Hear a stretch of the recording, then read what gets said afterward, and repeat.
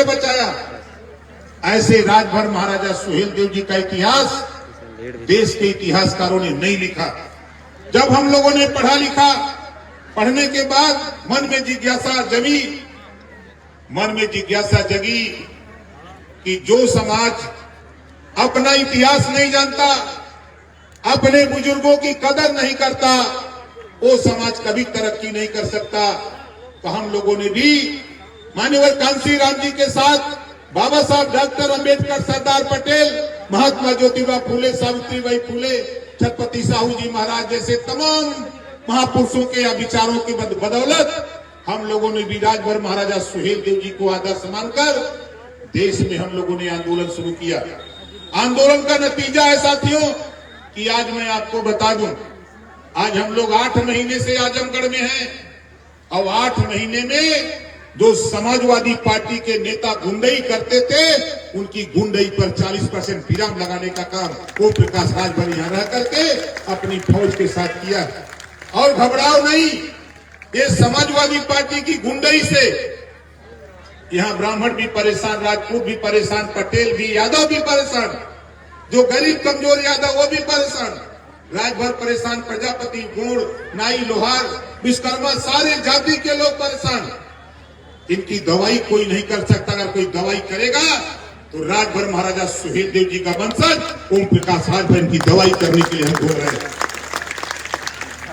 हम जानते हैं कि दवाई महाराजा सुहेलदेव जी तलवार चला करके देश की रक्षा किए थे। धन्य है बाबा साहब डॉक्टर अंबेडकर जी, हमको आपको तलवार रूपी हथियार थमा दिया। वो हथियार है वोट। ये वोट में वो ताकत है, जिस दिन इस वोट का सही इस्तेमाल आप करो, आप अगर कट्टे से वार करोगे 50 मीटर तक वार कर सकते हो। राइफल से करोगे तो 1 किलोमीटर से ज्यादा नहीं दूरी हो सकती। लेकिन आप अपनी बूथ पर अपना वोट अगर बटन दबाते हो तो 300 किलोमीटर दूर जाके लखनऊ में वार करता है। ये पावर है तेरे पास। आप अपने बूथ पर बटन दबाते हो वोट के लिए कि हम फला व्यक्ति को वोट दे रहे हैं, बटन दबाते हो तो यहां से 600 किलोमीटर दूर, 800 किलोमीटर दूर दिल्ली में जाकर के आवाज लगती है। यह है पावर तेरे वोट का। ऐसी वोट के दम पर मुकाबला करने के लिए हम लोगों ने बीड़ा उठाया है, हम लोगों ने बीड़ा उठाया है। और एक ही सवाल है कि जुल्म करने वाले लोगों, ये सोच लेना, ये राजभर महाराजा सुहेलदेव जी का वंशज है। दुनिया झुक सकती है लेकिन ओम प्रकाश राजभर गर्दन कटा सकता है लेकिन गर्दन झुका नहीं सकता। इस नाते मैं कहना चाहता हूं, तूने जो गुंडई किया, यहां गरीबों की जमीन लूटा, गरीबों के साथ मारपीट किया, गरीबों के साथ अन्याय किया, उसको खत्म करने के लिए ओम प्रकाश राजभर यहां आया हुआ है। और आपसे कहता हूं, घबराओ नहीं, घबराओ नहीं नौजवानों। ये वोट तो लेते थे आपका, ये वोट लेते थे समाजवादी पार्टी के नेता, आपका वोट लेते थे। और जब सरकार में हिस्सा देना होता था तब किसको देते थे? अपनी जाति को चीन के देते थे। अपनी जाति को जो समाजवादी पार्टी का नेता अपनी जाति को अपने रिश्तेदार को देता था। इटावा से भर्ती होती थी बनारस, सैफई से भर्ती होती थी मऊ में, कासगंज से भर्ती होती थी आपके बलिया में। यहाँ के लोग, उनको क्या पता कहा क्या हो रहा है। इस नाते ओम प्रकाश राजभर ने मन मिजाज बनाकर कैबिनेट से अब जो मामला हम लोगों ने शुरू किया, हम भी बहुत दूर थे, आप ही लोगों की तरह सत्ता से बहुत दूर थे, लेकिन संघर्ष करते करते करते जब सत्ता के गलियारे में पहुंचा हूं तो पहला प्रमाण आजमगढ़ के लोगों, जब मैं उस इलाके में गया, मैं था, राजकुमार गुप्ता जी थे, राकेश गौड़ जी थे, अशोक गौड़ जी थे। जब हम लोग उस कप्तानगंज हरौला रोड पर गए तो लोगों ने हम लोगों को घेरा और कहा, नेताजी सारी पार्टियां फेल हो गई है, आप ही की पार्टी बची है, आप ही की पार्टी बची है, आप बताओ क्या ये सड़क बन सकती है? हम कहे बिल्कुल बन सकती है। एक दिन हम लोग नदियाओं सिकंदरपुर रोड पर 2 दिन में गया, 2 दिन लोगों ने कहा, उन्होंने भी पूछा कि बन सकती है कि नहीं, हमके बन सकती है। और मुझे बताते हुए खुशी है साथियों, 58 करोड़ रुपया कप्तानगंज हरौला सड़क का बनाने का पास कराया और टेंडर भी करा दिया हूं। काम शुरू होने जा रहा है, काम शुरू होने जा रहा है। ये रोने गाने वाले लोग ये समाजवादी पार्टी के नेता वाहवाही लूटने के चक्कर में विधानसभा में बोल रहे थे और ऐसा जवाब दिया कि फिचकुर फेंक दियो विधानसभा के अंदर। ये सोचते थे कोई बोलेगा तो है नहीं, लेकिन उनको पता नहीं कि ये ओम प्रकाश राजभर, ये ओम प्रकाश राजभर हमने देखा है कि साथियों, जब पपीता किसान लगाता है, जब पपीता नहीं फरता है, फुलनवा हो जाता है, तो पुरनिया कहते हैं कि खर्चाली ठोक दो, कहते हैं ना। तो हम लोगों ने पतील का खर्चाली ठोका, तो छोटा छोटा एक आध दो निकला, लेकिन झड़ गया वो भी।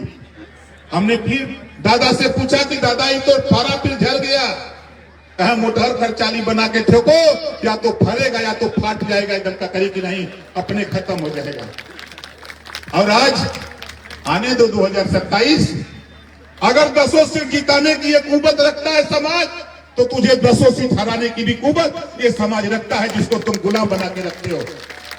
ये ताकत है इनके पास।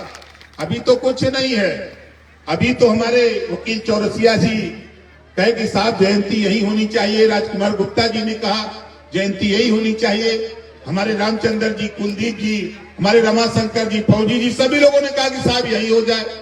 हमने भी कहा कि चलो अब हम नहीं जाएंगे, यही जयंती मना लेंगे।